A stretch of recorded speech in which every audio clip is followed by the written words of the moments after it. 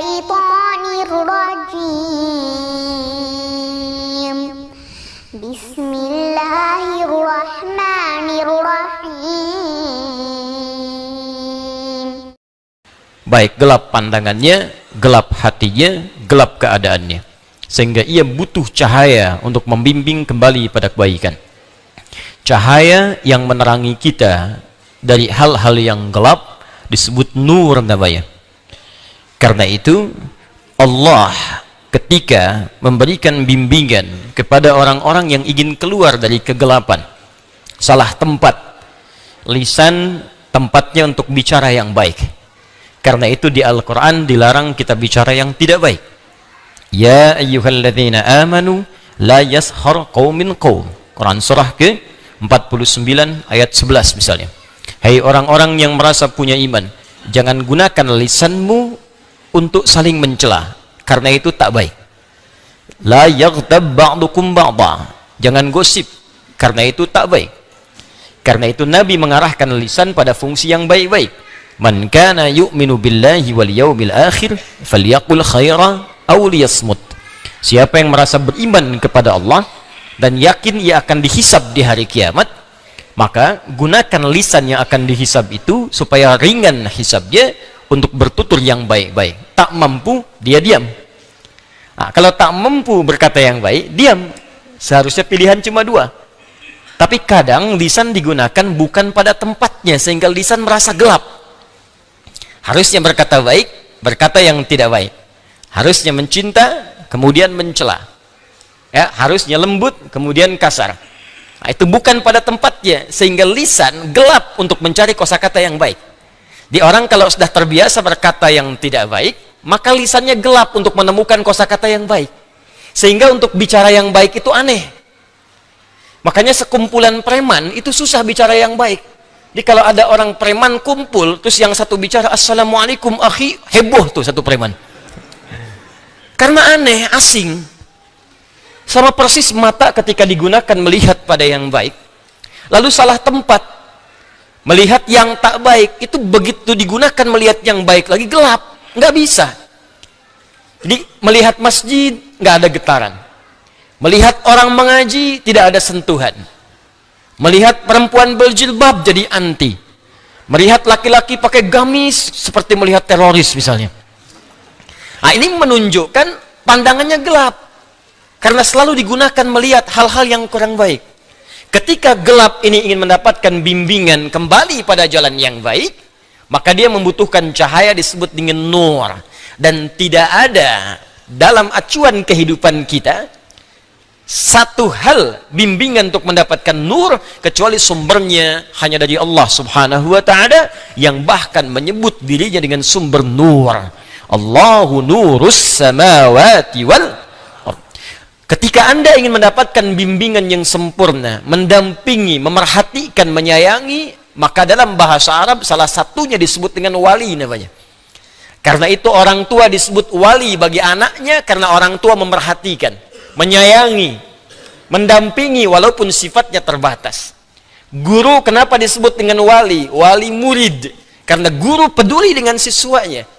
Karena itu tidak layak seorang guru disebut dengan wali kalau tak punya kepedulian pada anak didiknya. Cuman datang sekedar mengajar, formalitas datang ke sekolah, mengajar dan pulang, tak peduli dengan keadaan anaknya, dia tak layak disebut dengan wali.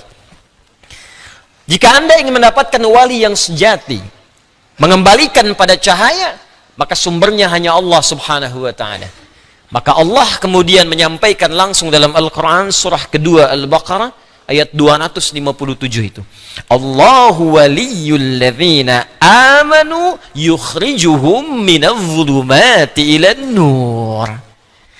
Allah akan menjadi wali bagi orang-orang yang beriman. Anda kalau butuh bimbingan, kembalikan kepada Allah. Ingin butuh petunjuk, kembalikan kepada Allah. Bagaimana mengembalikan lisan supaya bertutur yang baik, bagaimana mengembalikan mata supaya memandang yang baik, sehingga muncul nilai-nilai kebaikan dalam jiwa kita yang membimbing tubuh untuk beraktivitas pada hal-hal yang baik. Maka kembalikan kepada Allah. Nah, sumber untuk mendapatkan semua petunjuk Allah itu dari Al-Quran. Dari Al-Quran diturunkan pada Nabi Muhammad sallallahu alaihi wasallam dengan sempurna, disampaikan kepada umat untuk mendidik keluar dari kegelapan menuju cahaya-cahaya kebaikan. Karena itu Nabi memberikan garansi dalam satu hadis yang diriwayatkan Al-Imam Al-Bukhari, seperti sering saya sampaikan, dari Abu Abdurrahman As-Sulami tersambung kepada Uthman bin Affan radhiyallahu taala anhu dan Ali bin Abi Thalib karamahullahu wajhah. Anin Nabi sallallahu alaihi wasallam qala khairukum man ta'allama al-Qur'ana wa 'allamah. Yang terbaik di antara Anda adalah orang yang mau mengaji Al-Qur'an, mempelajarinya, lantas mengamalkan itu dalam kehidupan. Maka garansinya langsung dari Allah Subhanahu wa taala dan diberikan bukti yang sangat spesifik. Saya sering ilustrasikan Al-Qur'an bukan diturunkan di Romawi pada masanya yang sudah maju. Bukan diturunkan di Persia yang sudah punya peradaban, tapi diturunkan di satu umat yang tidak punya peradaban, tidak punya etika yang sempurna, tidak punya pengetahuan yang mendalam, tertinggal jauh, sehingga disebut dengan jahiliyah. Sehingga sering saya katakan, semua aspek kriminal itu komplit semua ada di situ. Pezina, pemabuk, pembunuh, begal, itu profesional semua. Dan tiap hari, setiap detik, tidak ada kehidupan jahiliyah kecuali dengan maksiat. Allah tidak turunkan tongkatnya Nabi Musa di era itu. Tidak juga menurunkan mukjizat Nabi Isa pada saat itu. Tapi Allah menurunkan Al-Quran untuk memberikan pesan pada manusia setelahnya. Apa yang terjadi? Para pemabuk itu berubah menjadi orang-orang terbaik yang gemar menunaikan salat. Para pezina berubah jadi orang-orang terbaik yang benar, yang gemar kemudian untuk menjadi dermawan. Dia suka memberi, dia suka berbagi, dan semua berubah. Sehingga naik status dari jahiliyah bertransformasi menjadi khairu ummah.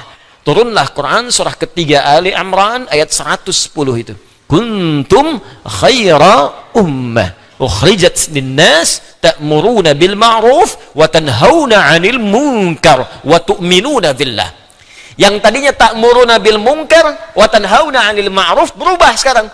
Ta'muruna bil ma'ruf, setelah turun Quran, hobinya pada ma'ruf kebaikan dan menjauh dari segala kemungkaran. Di sekarang hobinya yang ma'ruf, yang mungkar ditinggalkan. Itulah keindahan Al-Quran. Karena itulah saya ingin mengajak kita semua, khususnya di bulan yang mulia Rajab ini, ketika Allah menurunkan satu ayat langsung untuk memuliakan bulan-bulan hurum yang 4. Ya, Dzulqa'dah, talatha mutawaliyat. Hadis dari Nabi sallallahu alaihi wasallam an Abi Hurairah, qala Rasulullah sallallahu alaihi wasallam bima ma'na qala inna az-zamana qad istadara ka hay'ati. Ya, ka hay'atihi. Sungguh zaman itu akan berputar seperti awal mulanya. Yauma khalaqas samawati wal arda minha arba'atun hurum. Sejak Allah menetapkan penciptaan langit dan bumi sudah diatur. Setahun ada 12 bulan. Ya, dari setahun itu ada 12 bulan. Dari 12 bulan ada 4 bulan yang istimewa. Minha arba'atun hurum, talatha mutawaliyat, 3 bulan berurutan. Dzulqa'dah 11, Dzulhijjah 12, Al-Muharram pertama, Rajabun Mudhar, dan bulan Rajab yang diagungkan oleh suku Mudhar, ya, yang terletak baina Jumada wa Sya'ban, antara bulan ke-6 dengan ke-8. Bulan yang ke-7, bulan Rajab, masuk bulan Hurum. Kaidah pertama yang disebutkan dalam Al-Quran, kalau sudah masuk bulan Hurum, terutama Rajab yang sekarang kita berada di dalamnya, maka kaidah Qurannya surah 9 ayat ke-36. Fala tazlimu fihinna anfusakum. Ayat lengkapnya, Inna iddatash syuhuri 'indallahi 12 syahran fi kitabillah yauma khalaqas samawati wal arda minha arba'atun hurum. Dzalika ad-dinul qayyim fala tadhlimu fihinna anfusakum. Kata Allah, keluar dari kezaliman. Evaluasi diri. Ayo, sekarang sudah masuk tanggal 17. Dan Rajab disebut oleh para ulama sebagai pembuka bulan-bulan baik. Sya'ban baik. Karena itu Nabi rajin puasa di bulan Sya'ban. Ya, banyak puasa sunnah di bulan Sya'ban. Ya, disebutkan dari Sayyidah Aisyah radhiyallahu taala anha, kata beliau, saya tak pernah melihat Nabi sallallahu alaihi wasallam menyempurnakan puasa sebulannya kecuali di Ramadan, dan memperbanyak puasa sunnah kecuali di Sya'ban. Ramadan bulan mulia 9-nya. Syawal bulan istimewa 10-nya. Dzulqa'dah bulan hurum. Dzulhijjah bulan haji istimewa. Al-Muharram istimewa masuk bulan Hurum. Bayangkan 6 bulan berurutan Sya'ban, Ramadan, Syawal, Dzulqa'dah, Dzulhijjah, Al-Muharram. Apa bulan pembukanya? Rajab. Karena itu disebutkan oleh para ulama, Rajab miftahu kulla syuhuril khair. Rajab pembuka semua bulan-bulan yang baik. Ada yang menyebutkan ini bulan pemanasan, warming up. Ya, kalau pemanasannya nggak bagus, maka nanti perjuangannya nggak akan maksimal. Kalau pemanasannya nggak bagus, pertandingan Ramadannya itu nggak akan pernah sampai. Kalau pemanasannya nggak bagus, kalah 3-2. Tuh. Yang bagi suka nonton bola itu saya nggak terlalu suka, ya. Ya, cuma saya sering baca kadang-kadang. Baik, jadi karena itu mari kita evaluasi diri. Mudah-mudahan Allah mengampuni dosa-dosa kita dan semoga kita diberkahi di bulan ini untuk mengerjakan banyak yang baik-baik.